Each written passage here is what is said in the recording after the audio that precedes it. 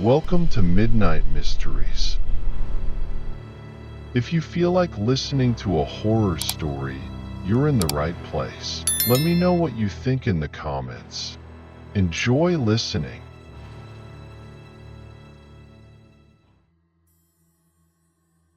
The first light of day struggled to pierce through the heavy gray clouds of that October morning. The atmosphere outside was cold, as if nature itself was anticipating something strange. Inside me, however, everything seemed normal. Sitting at the kitchen table, I listened to the constant patter of rain against the windows while savoring my steaming cup of coffee and strawberry jam on toast. Suddenly, the silence of the house was interrupted by the sound of an envelope being forcefully inserted into the mailbox outside the door. It seemed heavy and different from the usual letters I received. I got up and opened the front door. The cool, damp air hit my face as I picked up the enigmatic message. It was a black envelope, smooth to the touch, almost like velvet, and in the center was a red wax seal with an intricate design of a mask. I wondered what it could contain and if it was really for me as I turned it over in my hands. I slowly opened the envelope, trying not to break the seal. The handwriting inside was elegant, almost artistic, written with dark ink that glimmered slightly in the light. You are cordially invited to attend the most exclusive Halloween party in the city. Address: Villa d'Elbeuf. Midnight sharp. There was no signature, no indication of who might have sent me such a message. Who could want my presence at such a mysterious party? As questions crowded my mind, my phone vibrated on the kitchen table. Without looking at the number, I answered automatically. All I heard was the sound of heavy, labored breathing, as if someone had run a long distance before calling. And then, in an instant, the call was disconnected. The sense of unease that had barely brushed against me earlier now felt intense and sharp, like cold raindrops on my skin.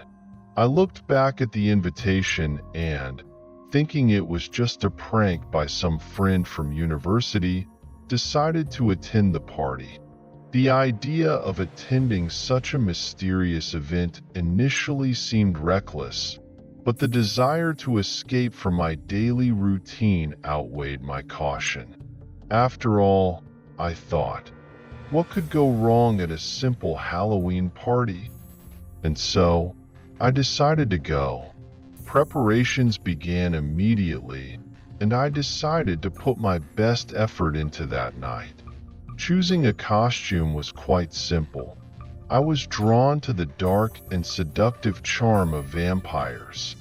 These were creatures of the night, powerful and fearsome, perfectly in line with the atmosphere of the party.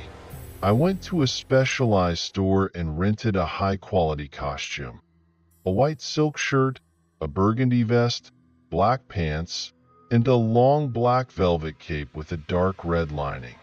I also bought handmade sharp teeth, so realistic they seemed like they could pierce the skin. My look would be completed by red contact lenses that would make my gaze magnetic and unsettling. Maybe, I dreamily imagined, I could even meet a vampiress that evening. Returning home, I immediately began to prepare. As I looked in the mirror, perfecting every detail, a strange feeling crept over me. It was as if those red eyes were watching me from another world, and the idea fascinated me. I was getting into character, and this was a great element for a Halloween party. And then that sound. The familiar ding of a phone notification broke the silence, making me jump. With slightly trembling hands, I grabbed my phone and unlocked the screen. A message from an unknown number, "Do not go." The brevity of the message and the lack of any detail made it all the more unsettling. Who could have sent me such a warning? And why? For a moment, I considered the idea of backing out, but it was truly just a moment. It's probably just a prank by some friend, I thought, trying to convince myself. I brushed the thought aside, put on my cape, and left the house with determined steps. Villa d'Elbeuf stood majestically at the top of a hill, completely shrouded in the mist of that October night. The building, which must have once been grand and imposing, now showed clear signs of abandonment and decay. The roof, in some places, had completely collapsed, and the windows, many of which were broken, looked like eyes observing the outside world, masterfully illuminated by a faint and flickering internal light. I would have sworn they were candles. The climbing ivy, which had taken over the facade, seemed to move as if it were alive, suffocating every trace of the villa's ancient beauty. The dim moonlight pierced through the clouds and reflected on the angel statues flanking the entrance. These statues, worn by time, had hollow eyes that gave them a spectral appearance, and as I approached, I had the distinct feeling they were watching me, following my every move. Not far away, I noticed a solitary figure, a man in dirty clothes, with a worn hat pulled over his eyes and worn-out shoes. He looked like a gardener, but something about his behavior made me uneasy. Though he was focused on an old rake, he occasionally glanced up at me, giving me a sideways, intense, and penetrating look. Ignoring the chill running down my spine, I decided not to pay attention to his presence, attributing his behavior to my own anxiety and tension. Walking along the path, there was no sound coming from the villa. No laughter, no music, no chatter. Was there really a party going on? Or was it all a well-orchestrated prank at my expense? I stopped for a moment, unsure of what to do. But before I could make a decision, a sudden creak drew my attention. The heavy wooden door of the villa, adorned with intricate carvings now eroded by time, began to open slowly.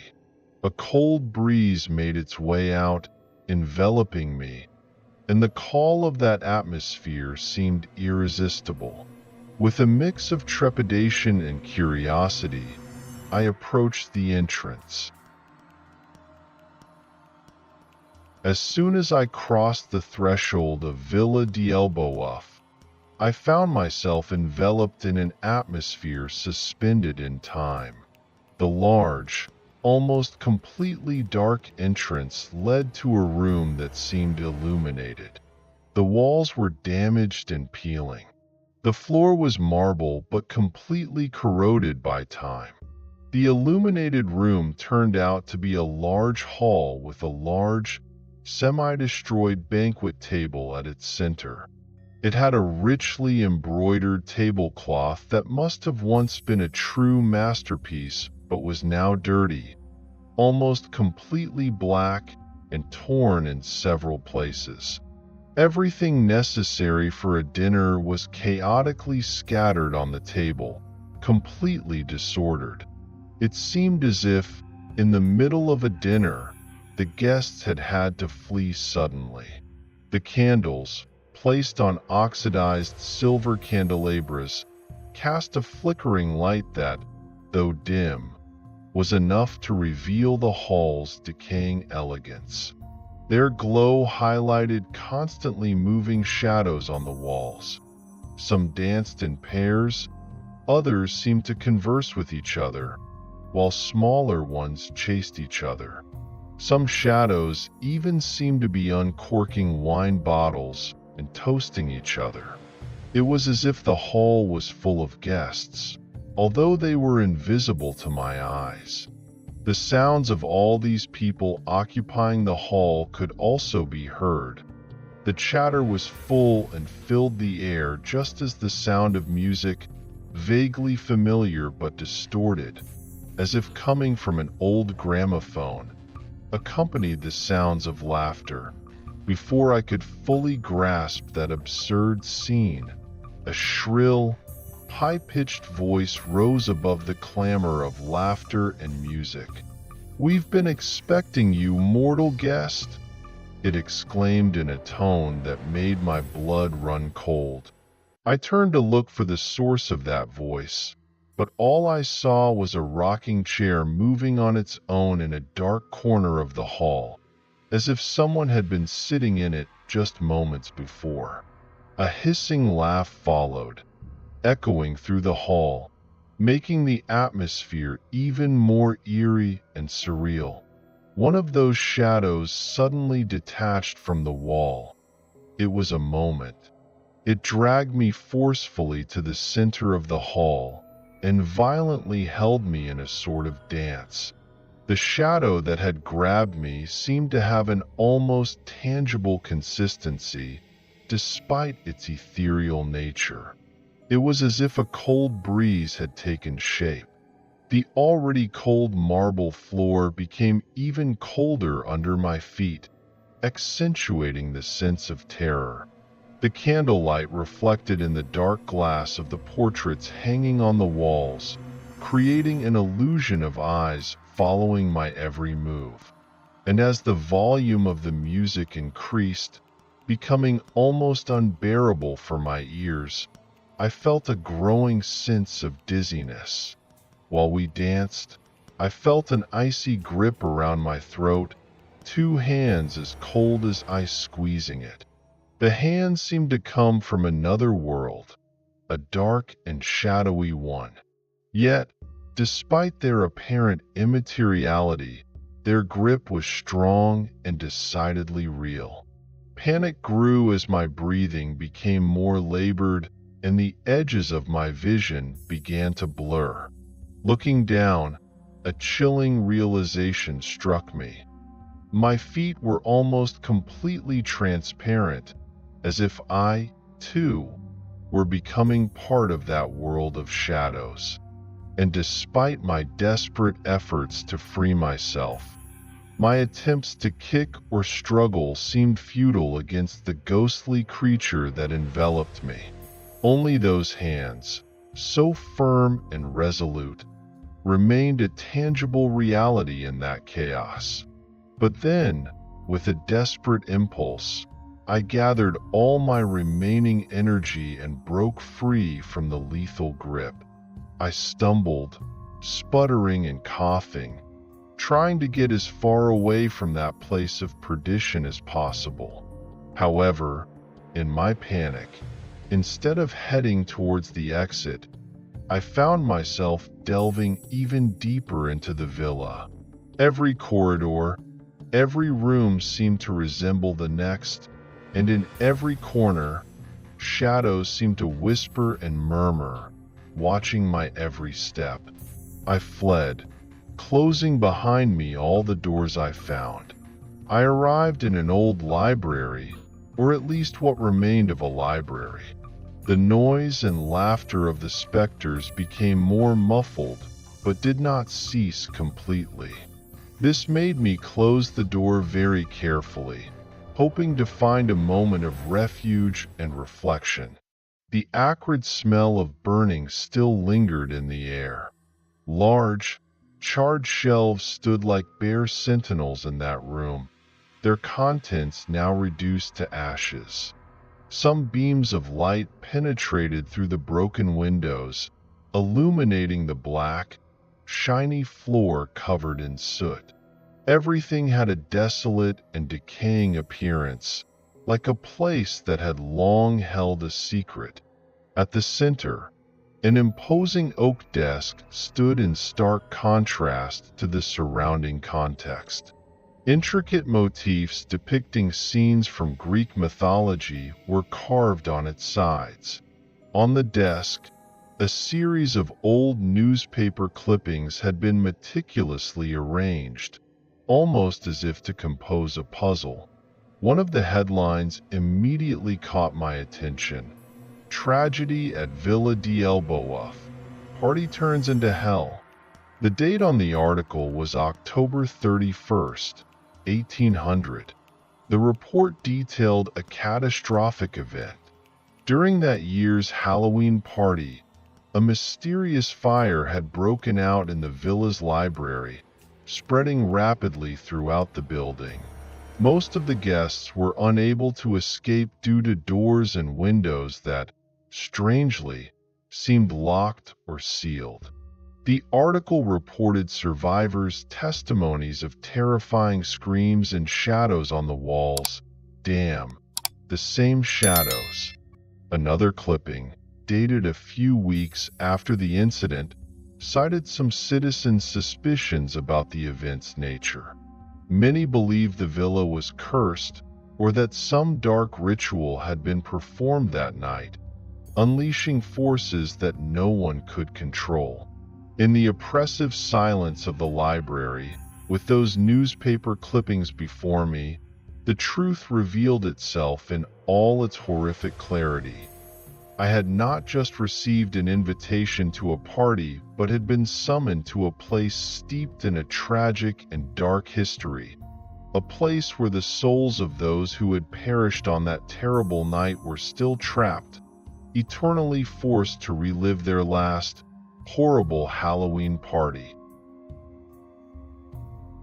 The room seemed to tremble when the door was flung open with force. A cold breeze entered the library, swirling the newspaper clippings into the air. During the chaos, the specter took clear form. A shadow, but not merely the absence of light, rather an abyss of darkness. Despite being composed of smoke and mist, its eyes shone intensely with a perverse desire, and its ungainly smile was something unsettling, almost as if it were amused by my fear, deeply enjoying my terror. When the entity moved towards me, every part of my body froze. The fear was overwhelming. I had never felt a more insane yet rational fear than what I felt at that moment. Terror made my legs tremble, preventing me from fleeing, and my brain was completely paralyzed. I forced myself to search for an escape route, but that cursed shadow, was too fast. A cold mist enveloped my wrists and pulled with surprising strength, trying to drag me out of the room, back into the cursed hall. With every fiber of my being, I resisted. I clung tightly to the oak desk, trying to use its weight to resist the dark pull. The shadow hissed, and the sound resembled the hiss of a furious snake. I felt the cold growing more intense, like when you dip your legs into an icy stream in the middle of summer. A desperate idea came to mind. I tried to grab one of the lit candles still on the desk. With a quick motion, I threw it towards the entity, hoping the fire might drive it away. The light of the flame seemed to disturb it, making it retreat for a moment, giving me a brief respite.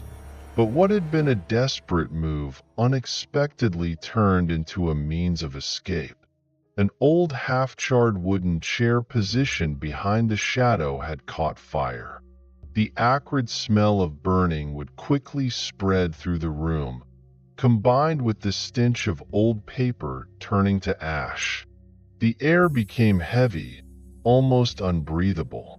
The desk, once solid and imposing, was now a fierce blaze growing in intensity, casting a red-orange glow throughout the library. Some old newspaper clippings, which had previously recounted the villa's tragic history, were engulfed by the flames, as if Villa d'Elbeuf was trying to erase its curse forever. The entity that had tried to drag me away seemed to suffer from the fire. Its piercing wails joined the crackling of the flames. With each cry of pain from the entity, I could feel the anguish of the other souls trapped in the villa, those same shadows that had danced and laughed just moments before. I made a desperate escape. Every step was an ordeal, as the floor was slippery with soot and moisture released by the burning wood. But what scared me the most was not the fire itself, but the furious and howling shadows that seemed to detach from the walls and chase me. I ran, but their screams sounded ever closer, as if they were just behind me. The intense heat made me sweat profusely, and I could feel the tips of my cloak beginning to smolder.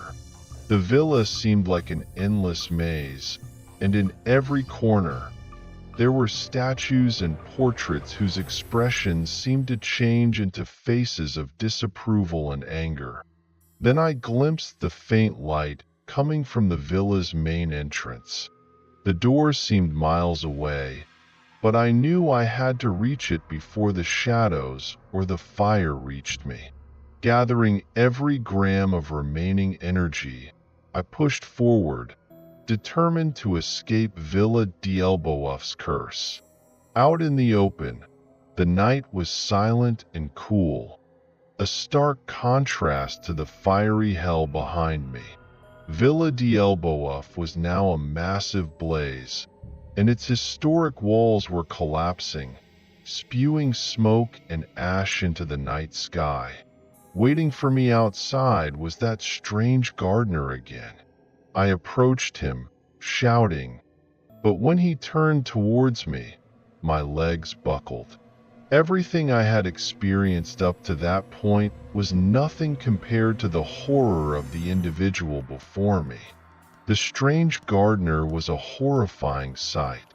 Half of his face was completely charred, and he looked at me with a malevolent gaze. His skin was marked by horrible burn scars. The flesh on his face seemed to have melted and reformed, leaving him completely deformed. His left eye was a black and empty abyss, while the other burned with intense hatred. When he spoke, his voice was a distorted hiss, as if the voice came from within.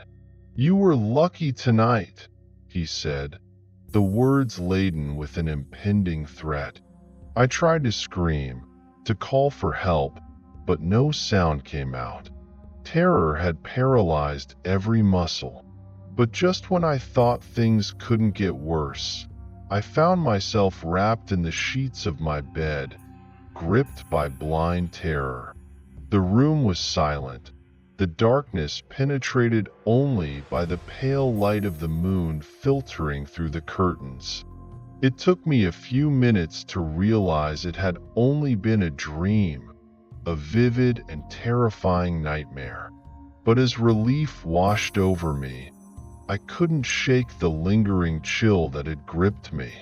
After that night, every little shadow, every unexpected noise, every shiver of air reminded me of the horror of Villa d'Elbeuf. And although I tried to convince myself it had just been a crazy dream, a part of me couldn't help but wonder if the villa and its terrible past were truly just a figment of my imagination.